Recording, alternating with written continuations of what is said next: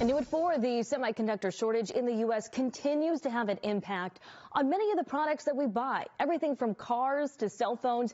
And one of the places where they make those chips is actually right here in Massachusetts. NBC 10's Oscar Margain joining us live in Wilmington with more on this shortage and some possible solutions, Oscar.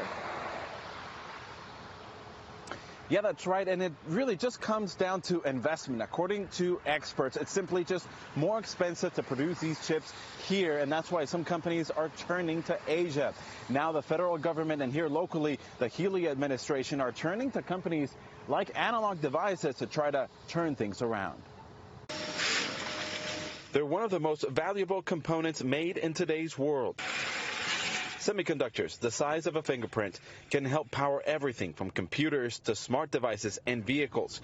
They were first made in America, but then America stopped being first. Their strategic importance has grown at the same time as the U.S. has declined in manufacturing. The Semiconductor Industry Association says the U.S. went from making 37% of the world's semiconductors 30 years ago to just 12 today. Then the pandemic happened. It disrupted the global supply chain and revealed a bleak reality. American automobiles couldn't make enough cars because there weren't enough chips.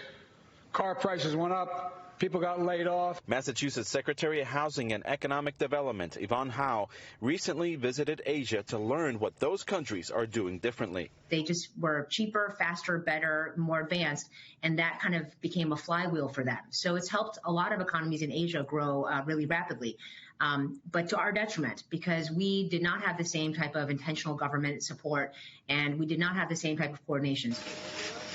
The Healy administration hopes to draw millions from the CHIPS and Science Act, passed by Congress last summer, and introduce their own state legislation to direct millions more in investments here, so that the few companies that make semiconductors in the state, like Analog Devices in Wilmington, can boost manufacturing. It is important for us to make sure that Massachusetts and our country do our part to rebuild this part of our economy.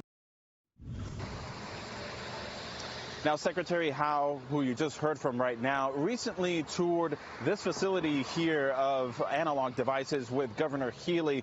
We'll have Healy's reaction to that visit coming up at 6. Now, in a sign of progress, the company also said that it plans to expand its production capacity at its plant in Chelmsford. Reporting live in Wilmington, Oscar Margain, NBC 10 Boston. All right.